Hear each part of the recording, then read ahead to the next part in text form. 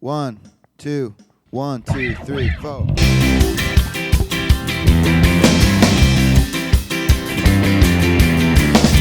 Hey everybody, it's Sam Jacobs. Welcome to the Sales Hacker Podcast. Today on the show, this is episode 101, by the way. Today on the show, we've got Luigi Mallardo. Luigi has a thick Italian accent, but has a lot of brilliant insights within that thick Italian accent. So bear with us. He knows, a million different languages and has worked all over Europe. He was a professional basketball player. He had a great run-in with Kobe Bryant that he shares with us on the show today. But mostly what he talks about is the subscription economy and how subscription businesses and the subscription business model and really the concepts that we, meaning kind of early stage high growth employees, you included if you're listening, that we are developing and pioneering are going to be embraced by the rest of the world over the next 10 to 20 years. That everything is turning into a subscription. Everything is becoming the way that SaaS B2B salespeople sell, that the KPIs that businesses are measured on are going to be the KPIs that we measure our businesses on, and that there's frankly a tremendous opportunity for people to take their experience doing B2B SaaS sales and B2B SaaS go-to-market leadership and translate that everywhere. And he mentions that Volkswagen predicts that, within X period of time, I forget the number that he mentions, but that a large percentage of the automobile economy is going to be subscription-based, meaning people aren't going to own stuff anymore. You're going to pay a monthly subscription to Uber or to Lyft or to Ford or to Tesla, and you'll use the car when you need it. Which is obviously exists right now with Zipcar and things like that, but I think it'll be ubiquitous. And it'll become everywhere. And it's a really interesting conversation. So hope you enjoy it. Before we get to the interview, we want to thank our sponsor. Our sponsor's Outreach. Outreach triples the productivity of sales teams and empowers them to drive predictable and measurable revenue growth. By prioritizing the right activities and scaling customer engagement with intelligent automation, Outreach makes customer-facing teams more effective and improves visibility into what really drives results. Now, without further ado, let's listen to Luigi Mallardo. Hey everybody, it's Sam Jacobs. Welcome to the Sales Hacker Podcast. Today on the show, we're excited to have Luigi Mallardo. Luigi is the Chief Revenue Officer at Woffu, which is an HR SaaS platform for time optimization in companies between 100 and 2,000 employees.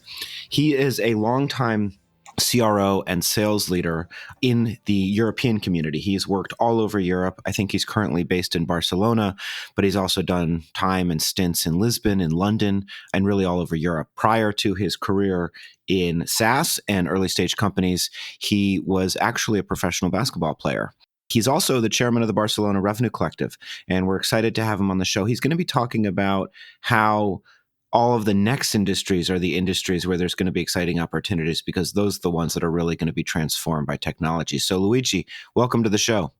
Hi, Sam. Thanks for having me here. You're welcome. Thanks for coming. So we like to start with a little bit of a baseball card where we sort of contextualize your expertise. So first of all, why don't you pronounce your name for the audience so that they can hear it from the horse's mouth, so to speak? Yeah. The name is Luigi Mallardo. Wonderful. And Luigi, you're Chief Revenue Officer at Woffu. Tell us, what is Woffu? Woffu is a SaaS platform for time optimization for companies, as you said, right? Between 100 and we target companies between 100 and 2,000 employees. And the concept is that people are the most important asset of a company nowadays, and time is the most important asset of the company. So likewise, has been done for customer engagement on marketing and sales technologies. Now it's time of the employee customer journey, and therefore, if you don't take care of your employee time, you won't have the possibility to grow as you go ahead. And therefore, we have various modules. We have a module, right? It's a platform where you have all together the possibility to ask for a vacation or to track your presence, or for companies that have shifts. And so that's we have been growing 200% year on year in the last 3 years, and the company grew between 2 to 25 people between sales, marketing, customer success, and now the company is around 50 people, and aiming to add another 10 to 15 this year. And you're based in Barcelona, is that right? Yeah. The last 5 years I've been based here. Walk us through a little bit of your background. So how did you We don't have a chance that often on the Sales Hacker podcast. We've had a few folks, but not enough, I think, that come from the European ecosystem and startup ecosystem. And so it's always going to be really interesting for us over here in New York, where I'm based, to learn about how European revenue leadership develops and grows. Tell us a little bit about your career and your background. Yeah, with pleasure. Well, as you said, the first life I had was a professional basketball player in Italy, and basketball is still inside me a lot in the way I lead and manage teams. And then before getting into the scale up world, the startup world, I spent 10 years in corporation. I mean, that's something that especially nowadays where technology is invading the world and SaaS is invading the world. The fact that I spent 10 years in big corporations like Kellogg's and then Kantar, that was recently in 2019 sold to Bain Capital with a valuation of 4 billion. I covered various roles there. Initially marketing and market research, and then when I moved to Kantar, which is a big market research company that was sold, as said, from WPP. I became a business development director, managing big global, fast moving consumer good companies. I had a portfolio of accounts and a team. And then I moved in 2010. I was in London. I spent around 10 years in London before moving to Barcelona. And from Kantar in 2010, I moved to Affinova as a VP Europe. Affinova at that time was a Series C machine learning and AI tech for market research. And it was then sold to Nielsen. And I did the journey with the Affinova from around 20, and probably when I left, the company was at 45, 50 million in annual revenue. And then I moved to Barcelona. The main gig, these last 5 years has been Wisby, a conversational marketing and sales platform for enterprises, where I did an early stage journey from aiming from 1 to 10 million in ARR. And I built the SaaS organization. When I joined Wisby, it was a transactional business, right? It was a kind of an advanced video chat, not with the SaaS model. And then we built the SaaS business. And I think we also met in San Francisco because between 2016 and 17, we also opened up an office in US. At the beginning, we started from, as you said, it's very much different scaling up from Europe. Then, especially from continental Europe, there are a few differences, right? You have less financing. The lack of talent is a global issue, as we have discussed several times within Revenue Collective. And from Europe is even more difficult. So you need to attract people from other countries. And another interesting thing, I think, is the fact that probably for the lack of financing, even if in the last 2 years things have grown a lot in several ecosystems, because now ecosystems like Barcelona, Amsterdam, Stockholm, Berlin are really growing fast, and the VCs are investing a lot in these countries because the contribution to value for them is interesting. Interesting. So, well, tell us, do you think it's simply a matter of a lack of capital? And do you think that over the last couple of years, as you just mentioned, VCs investing more in some of these European ecosystems will be the difference maker? What do you think is required if there's a goal of making Barcelona, Berlin, Stockholm, as you mentioned, at least more comparable, if not to the Bay Area, at least to London and New York and Toronto? Well, probably, I think the first thing is that Barcelona or Berlin or Stockholm will never be like London or New York, right? So there is, I think, in my view, a European way to scale up that in the last few years have evolved a lot, right? So I think that the things are a bit converging; they come all together. So financing is one. The second is the evolution of the ecosystem. There's been a lot of evolution. There is still a lot of room to go. If I look, for instance, at Barcelona, but also to some extent also at Stockholm, talking to our peers there, or Amsterdam. The next step is to also build a layer of C-level executives, not founders, that help the company to move to the next level. But that, I think, is quite physiological, right? The ecosystem are greener here, and that's why I'm very excited to have spent the last few years, out of London, where I spent 10 years, or all the work that I have done with Affinova, which was a US-based company, or with Wisby when we opened up the office in San Francisco. So I think that's a very optimistic and positive outlook for continental Europe. Do you think Brexit will impact positively? How do you think Brexit will impact the growth, if at all, of the ecosystem in continental Europe? Well, interesting question. For sure, what I'm seeing lately, probably in the last 12 months, that is that it definitely a lot of people, maybe not UK people, people like me that have spent years in London, probably now they are being more open to listen to opportunities in countries like, or ecosystem like Barcelona, or no, the one we were saying, there are a couple of very interesting companies that are very competitive at global level or European level. Therefore, definitely I would expect more and more people, right? And that's why we are all hunting for talent. Then, from a British perspective, I don't think probably that they will have issues in 1-2 years of adjustment, but London will keep on being an important ecosystem globally. I can't see the threat of a slowdown of London as a leading ecosystem globally.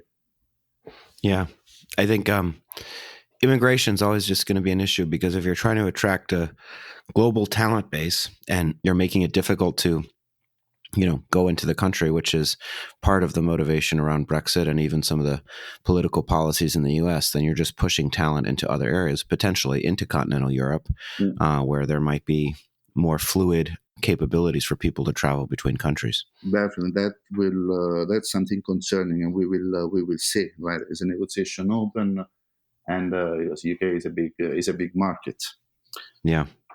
One of the things that you've been talking about is that 5 years from now, the best professional opportunities for revenue leaders will not be in tech industries, but will be in non-tech industries. Tell us a little bit about what you mean by that.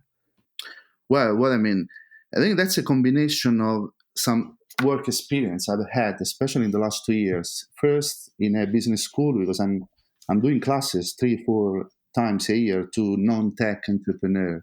Or CEOs of traditional industries, where I teach about SaaS.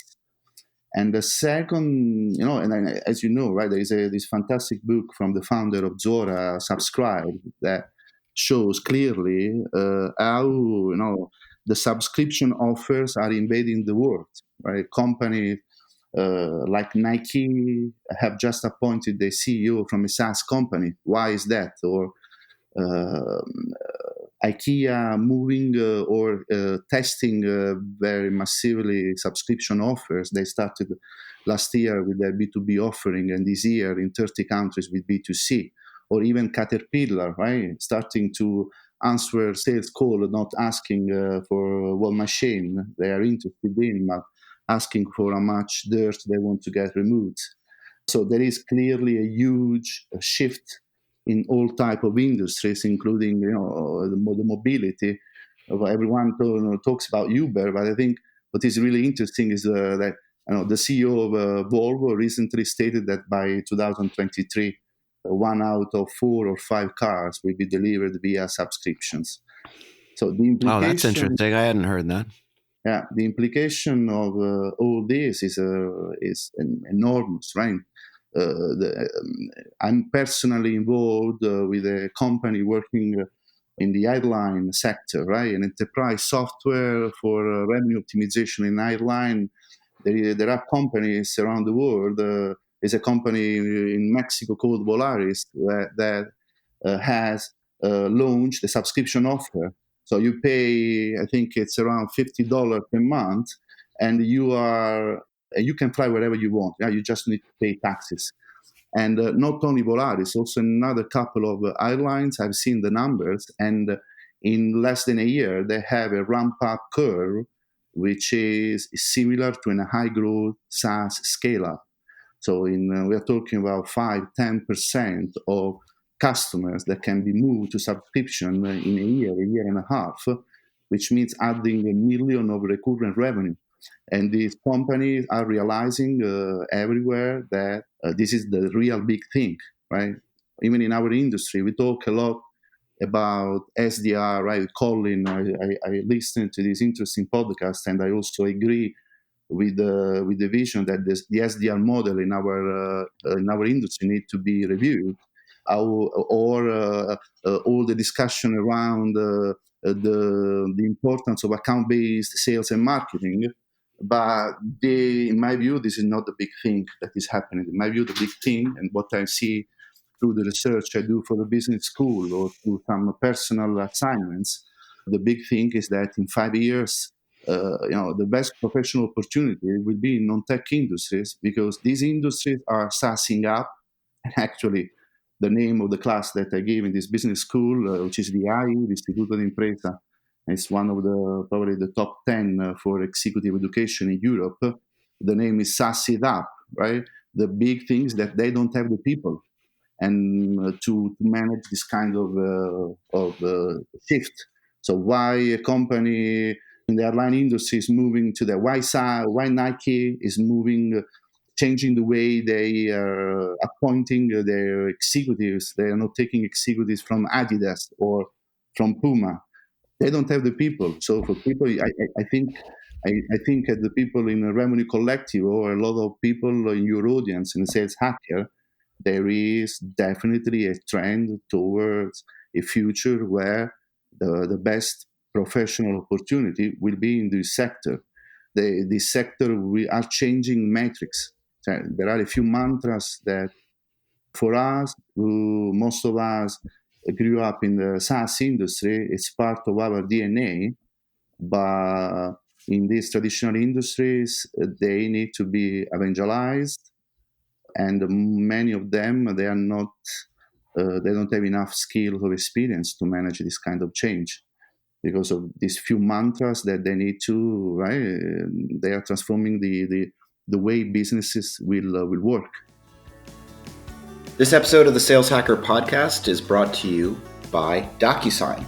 Every sales org feels the pressure to close deals faster. Take control with the DocuSign Agreement Cloud, a suite of tools that automate sales contracts and quotes all in your CRM. Create custom contracts, get them signed, and pull data back into your opportunities. See why more than 500,000 businesses use DocuSign with a free trial and discount exclusively for Sales Hacker listeners. Go to go.docusign.com/saleshacker for more information. Our second sponsor is Outreach, the leading sales engagement platform. Outreach supports sales reps by enabling them to humanize their communications at scale, from automating the soul-sucking manual work that eats up selling time to providing action-oriented tips on what communications are working best. Outreach has your back. And now, back to the show. So, to your point, I guess what you're really saying is that the people that have been working in, all of the people that are working in kind of B2B software as a service or recurring revenue businesses are incredibly well positioned, because the global economy desires more predictable revenue streams, and as a consequence is moving to more subscription-based services. Is that accurate? Yes, that's one of the mantras, definitely. Another one, Sam, is that the economy is moving from selling product, from selling goods, to selling annuities, right? So the ownership is that, right? The future is selling access to things. There are research last year, made by Zora, that shows that 75% of the people, they just want to own less stuff. Therefore, selling annuities, selling a bundle, selling a continuous relation, right? Think about Volvo, right? That from a sales strategy and sales execution perspective, need people. We think that is just natural, just because we we grew up in the tech and SaaS industry. So therefore, this end of ownership is another mantra that for us is part of our DNA. And who has not sold SaaS? That's a change of complete. No, it's a change of everything. Another element is I was working with the board of a company in Germany last month, and they are a big player in the supply chain industry, and they are building now a corporate venture, to move the business to the next level and to digitize the business. They were talking about 200, 300 salespeople they have, and I was asking questions concerning their playbook. And the traditional world, the traditional industries, as you said, right? The predictability is not existent there. They will need to build the playbooks. The SDR model may be broken or maybe to be reviewed in our sector, but the SDR model, the way it is, can add and will add an incredible value to this type of industries, right? They were telling me and they were sharing with me their quotas level, the expectation they had with their sales team, and it was ridiculous based on SaaS standards, right? It was ridiculous because it was too low or too high? It was too low. It was too low. Because, of course, if you have a traditional and old way of selling, individual sales, no predictability, limited process, no tech stack. So imagine all the advances that in our SaaS world, tech world, in the last few years we have had in terms of tech stack, and the contribution that this can give and provide to the traditional industry is dramatically high. That's why, in my view, the big thing is what is happening in non-tech industries and in the way they are moving towards the subscription economy, because people just need it. People want it. Now, we all want the Netflix or the Spotify experience in all the aspects of our life. And even if we don't see it yet very clearly, it's already happening. Because when I sit down, because now on top of Woffu, I spend probably 4 or 5 days per month coaching other CEOs, and in jointly with these assignments I have with the business school 3-4 times a year, thanks to Joe Ashland, who is one of my mentors and the director of this owner scale up program. I'm just impressed, and that's why I'm quite passionate about it, because it's here, right? It's a big thing, and it's here. It's not futuristic. So let's you use this word mantra, and the audience out there might be, not that they don't know what the word means, but you're using it in a specific way, which is you've got a list of 7 principles that you call mantras that you think are going to be the key to prosperity in the next 10 years in doing. So can you quickly list them? Yeah, I think there are a few. Yeah, at least one was the concept that ownership is dead, definitely, right? Okay, that's one. That's one, right? A second one is one of them. I think there are a set of mantras that are more philosophic, generic things like trends happening in the world, which is the ownership is dead is one, or omni-channel. So we are in the era of omni-channel. Everything is becoming omni-channel, and selling omni-channel is something that has developed a lot in our world, in our sector, right, in our industry. And while the traditional industries have historically lacked about that, and around this concept, we could spend hours talking about that. A third one is that the pricing model need to SaaS up, right? I was giving you the example of the airline industry and the impact that in these initial experiences of applying and moving to subscription offers, right? The traditional industries, think about the opportunity that the marketing guys, the marketing leaders have So historically, pricing in the traditional industry, I was in Kellogg's. I spent my first part of the career in Kellogg's. You were setting up the price based on the cost of goods sold, adding a markup, while in the SaaS industry, it's a completely different approach, right? It's about the value you provide. It's not about the product you sell. It's about the outcome you provide. And that's another key mantra. Everything is becoming right. Everyone is starting to build, and these are the models of the future. The McDonald's Happy Meal, right? Even this airline industry, with the software provided by Caravello, this company I'm helping, right, to optimize and build the sales engine. Basically, they have built a bundle. And then another, I think, relevant mantra here is that the go-to-market fundamental and the KPIs are completely changing. Because, of course, what was funny and interesting with these few industries where I've helped to build, SaaS-up business model, the KPI changes. The profit and loss has a different, right? You start with this airline of subscription offer, you don't start from the seat sold. You start from annual recurring revenue. And then the second line of your report is the churn. While in the traditional world, you start with the revenue from the seat sold or from the computer sold, and then the second line is the cost of goods sold.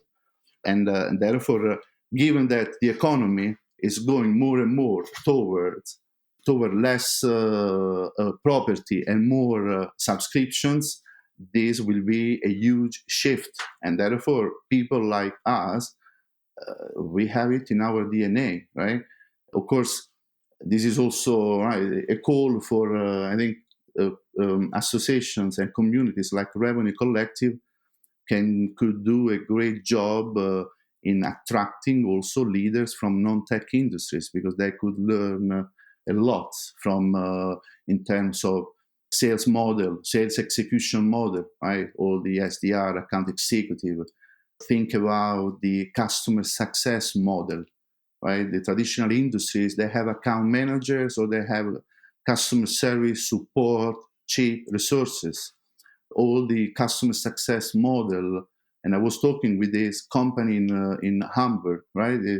This huge supply chain company born 150 years ago. I was talking to them, and we were discussing about the need of building bundle for big clients. Therefore, you don't have any more 3-4 purchases per year. You have a continuous relation, so you need to build a customer success model. And this is another big shift that the subscription economy, big mantra that the subscription economy is pushing and will need to be implemented more and more in any type of industry. The CEO of Zora, in this book that was very interesting to read, he was mentioning, and I totally agree, there will be very, very few industries that will not be impacted by the fact that the people are moving and are changing habits, purchase patterns. Yeah, so I could keep on for hours. So I'm not sure how deep you want to go into it. I have a list going, and the list is, so I think we need one more mantra because we've got 6. I've got ownership is dead. So everything's going to be rented. And broadly defined, I guess what we're talking about is the impact of the subscription economy on the world. The second is that omni-channel is going to be the way that people's attention are engaged, meaning every which way, direct mail, email, phone, etc. Value-based pricing is moving, is the way of the world, away from cost-based pricing. Things are moving towards bundles. Certainly, Scott Galloway has that phrase, rundles, recurring revenue bundles. The fifth one is that KPIs are going to be different. You mentioned churn, and of course, unit economics are going to be much more prevalent. It's going to really be about lifetime customer value, payback period, and the P&Ls of companies are going to, the evaluation of the metrics. Sorry, what were you saying? Yeah, that around the KPI, there is an interesting anecdote. Every time I do this class at the business school, I always start the class asking them, if I talk about MRR, churn, lifetime value, right? Am I speaking Chinese? And and at the beginning of the class, they always, no one knows about that. And then at the end of the class, when they realize the huge impact, and I show numbers, examples, and the press releases, and I start to recap and dig into these fundamentals. I think the last one that is missing here, you were mentioning the 7-1. I think it's a combination of the age of the customer and how today you don't sell by pitching, you don't sell by talking about your products, you sell with a conversation. We are in the conversational economy. And also all the best practices here that the SaaS industry has developed in the way you communicate to the market, and how you focus on communicating the value, in how you build your business cases, and you present your products into the context of specific use cases, specific customers. Think about the Simon Sinek why, how, what video, right? Which is one of the mantras that one of the fundamentals of the best practices that in the SaaS world has spread in the last few years, right? This is totally different from the way companies in the old world, in the traditional industry, build their value proposition. This switch from product to outcome and the way you communicate it is another mantra that for a SaaS guy like me or like you is part of the DNA. I like a lot the work that a company like Drift is doing, because I share that philosophy. Right? Everything is about the conversation today, and think also the impact that all the conversational technologies and chatbots and conversational apps and all the philosophies and the approaches and the practices to build and communicate value proposition is the last to go and use again this terminology of mantra is the seventh and probably one of the most important mantras of the subscription economy. Got it. So, and again, just to recap, so we stopped at KPIs, but and then the 6th and the 7th, and again, just to run them through for the audience, and we'll talk about them in Sam's Corner. But ownership, omnichannel, value-based pricing, the importance of bundles, KPIs are going to be different. The organizational model is going to be different. Now you have to build a customer success team if you've got all these subscriptions running, and then there's a new way of selling, really around conversation, not just around pitching, but around, an interaction. I would probably also add to that part of the new marketing playbook and the new go-to-market strategy is around having a point of view, thought leadership, giving value that sits apart from your product. It's not just about selling your product, but about helping introduce, differentiated perspectives into the world, probably that relate to your product, but aren't necessarily specific to it, which would, be sort of in the vein of the challenger sale, so to speak. Mm. And then there is something that maybe rather than a mantra is more, an asset, is more fundamental that all of us have learned to master, which is how to attract and make people happy, and how to attract talent with experience. I think that our industry has developed in the last 10 years a lot of practices. And that's not only about, attract people because tech is cool, because this is cool side of tech, given that the industrial and the traditional worlds are catching up. Because if Volvo is starting to move towards subscription and starting to build partnerships with collateral industries, right? Therefore, the cool effect of tech will be shift also to the traditional world, and they can learn a lot on what we have learned by working in the tech industry on how to attract talent and what do you need to do, what you need to take in consideration. What do you think you do need to take into consideration? Well, what do you need to take in consideration? That What do you think is the key to attracting top talent? a great project, a great vision, clear career path based on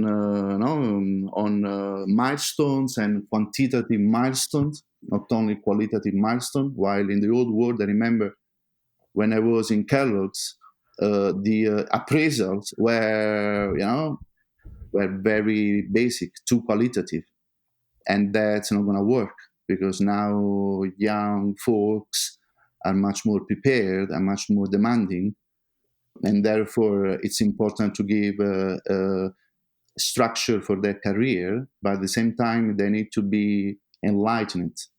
So you need to build, and that goes also to the mantra of the conversational economy. Now you need to build an appealing value proposition not only for your customers but also for your employees and for the people you want to attract. And it's to be aspirational, but it should be also very concrete. It needs to be socially accepted or socially relevant. It should be an emotionally gratifying cause, right? That's what young folks are looking for. And I think that in our industry, we had to be very, very. You can attract these people if you have the right fundamentals also in this perspective. Yeah, makes sense. Luigi, we're almost at the end of our time together, but there's a section at the end where we sort of talk about influences, and you've got a great anecdote about a tragedy that's recently happened in the world related to the passing of somebody that's been a lot of people's heroes, which is Kobe Bryant. So normally we're talking about founders and books you've read, but walk us through the impact that sort of the Mamba mentality has had on you, particularly as a basketball player, and give us that story about Kobe that we can take with us after the podcast is over. Yeah, definitely, Sam, because this tragedy woke up my Mamba mentality. I think Mamba mentality is why Kobe Bryant left this big legacy everywhere in the world. But if I look at the ex-professional pro player like me or existing player, everyone, if you succeed, of course, I was a normal player, right? I touched the major league, the Serie A in Italy, but I also spent most of my years in minor leagues, in Serie B, Serie C. And the Mamba mentality was, right, to understand that talent without hard work is nothing. I have a personal anecdote, and now I'm going to tell just to close, but I think that's the legacy of to understand that talent without hard work is nothing. The fact that you are never happy, the fact that the first, after the summer, and for us, it's the 1st of January, right? Everything, what you have done in the past is nothing. It starts from scratch, and you are always looking for, obsessively improve yourself. And that, I think, is the great message of Kobe. And I remember this kid, he was 8 years old, and I was probably 15. And I was a young promise in the team of Napoli. I was in the major league, right? And I was already in the radar of the first team. And as a kind of a prize, it was a status symbol. The best young player on Sunday before the game, you were sitting just on the floor because you had to clean the floor also before the game started. During the game, if a player was just falling down, he had to clean the floor. And I remember this kid came to the arena because the father had to play against the team of Napoli. The father was a very good player in the Italian team in the major league, and this guy had cleaned all the floor. And I had a confrontation with this kid, 7 years old. He entered with the family, with the mother and some sisters, and he started to shoot. He had this ball, and and this small little kid was very confrontational because he was behaving like he was Michael Jordan. That was the young promise. I said, "Yeah, young kid, just go out from here." And the managers of the club, had to calm me down because he was the son of Kobe Bryant. Of the father. I remember the name of the father. And that's where I that was learned Kobe Bryant. Yeah, and that's where I learned. I think one of the biggest lessons that when you talk to a kid, right, you never know. Watch out, because you could be talking to a star in any type of field. Because I still remember the determination of this kid. The arena was still empty, and I think Kobe has left a big legacy because of his behavior. Because he was never happy. And sometimes, when I speak with the young SDR, that's a lot the example that I show people that I've met, players that I've met in my career, and the determination they had in wanting to reach specific targets without compromise. And the other thing is, I think the other legacy, Kobe Bryant was someone who was quite tough. Right? You see videos with he was very tough with Shaquille O'Neal. He was very tough with his peers and with his counterparts. And that's something that I think is very important in helping young folks to grow. Yeah, sometimes you need to give tough feedback just to help the people to grow. And sometimes this is even more important than being nice or being only a positive motivator. Yeah. What I learned in those years is that you grow by tough feedback. You don't grow by, okay, you will be fine next time. Yeah. Well, and that's a topic for a discussion about radical candor. I think direct feedback is great if it's delivered with compassion, as Kim Scott would say. Luigi, it's been great having you on the show. If folks want to reach out to you because they're inspired by what they heard, or they want to pick your brain, or they're somewhere in Europe and they want to ask for your expertise, what's your preferred method of communication? How should people reach out to you? LinkedIn. My LinkedIn profile, which is Luigi Mallardo, or via email at luigi@sasup.net. Perfect. Luigi@sasup.net. Luigi, we'll talk to you on Friday for Friday Fundamentals. Thanks for being on the Sales Hacker podcast. Thank you, Sam. It was a pleasure.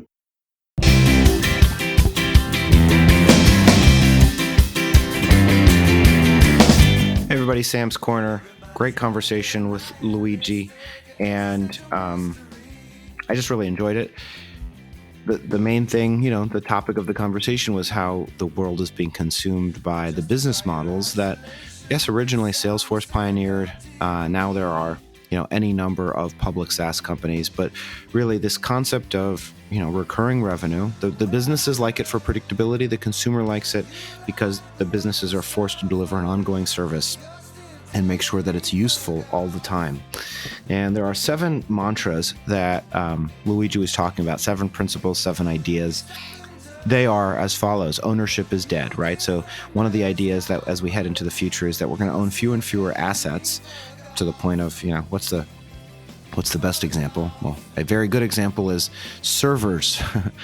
Right? We don't own servers anymore. Amazon owns the servers. A small number of Amazon, Google, Microsoft, etc. But a small number of companies own the servers, and we rent space. And that's going to be true for so many of the things that we have. We're going to rent our cars, which is already possible with a lease. Probably rent our phones so that we can always upgrade with, just pay Apple, whatever, $80 a month, $100 a month, and you'll just always have the new phone. And the concept of owning a phone won't be real anymore. So everything is going to move away from a distributed ownership of capital and assets, which, by the way, may have, that has an impact on wealth generation, because the way that you make money is by owning things. So if nobody owns anything, then we're all just laborers in the gig economy. But anyway, ownership is dead. Everything's omni-channel. That's number 2. right? That there's not one channel, one way to get somebody's attention, but it's every which way. Value-based pricing. I don't know that that's a particularly, brand new concept, but people have been talking about value-based pricing for a while, but that's one of the mantras. Bundles. If you listen to, Pivot and Scott Galloway, his favorite word is rundle, recurring revenue bundle. But bundles are great, right? Because, but again, not something totally new. The cable is the classic bundle, and you're going to constantly see a wave from aggregation to disaggregation. So, but the idea of packaging things into a suite of services that you pay for on a monthly basis, as opposed to just buying one thing at a time, obviously super interesting to most companies, and a lot of consumers value it as well. KPIs for the new world are going to be different. They're going to be the SaaS KPIs, LTV, CAC, recurring revenue, churn, etc. The organizational models for companies are going to be different in non-tech industries as they embrace technology. They're going to build customer success teams. Once you have a subscription, you need to make sure that subscription is renewed, which means you need to invest in renewing the subscription. If you have a one-time point of sale, you might not have to do as much on that front. And then the new way of selling, a conversation-based sales model. I think also the new way of selling is because buyers are empowered, sellers have to be more interesting. And that means that you have to have a point of view, and your company has to have a point of view, and you have to live and die by that point of view, which is really your messaging. And you can't be for everybody. You have to be for the people that align with your point of view. Revenue Collective, for example, is an organization that's really about volatility in your career. So, by that definition, if you don't believe that you have volatility in your career because you've worked at IBM for 30 years, then you're probably not going to be a good member for Revenue Collective. Whereas if you're an executive that's been through 3 different jobs over the last 4 years and you keep getting fired, or the company goes out of business, or something of that nature happens, then this concept of career enablement of a platform that enables you to connect not just a single job, but jobs over time so that you can manage your career effectively is going to resonate much more deeply. So that's just an example of understanding who your ICP is, your ideal customer profile, having a point of view, and then engaging in conversation about that point of view. And that's sort of the final mantra of Luigi's perspective. So I thought it was a really good conversation. Before we go, we want to thank our sponsor. Our sponsor, of course, is Outreach. Outreach triples the productivity of sales teams and empowers them to drive predictable and measurable revenue growth. By prioritizing the right activities and scaling customer engagement with intelligent automation, Outreach makes customer-facing teams more effective and improves visibility into what really drives results. If you want to reach out to me, you can. It's linkedin.com/Sam F. Jacobs. If you want to email me, you can. Sam@revenuecollective.com. Otherwise, I'm going to talk to you next time.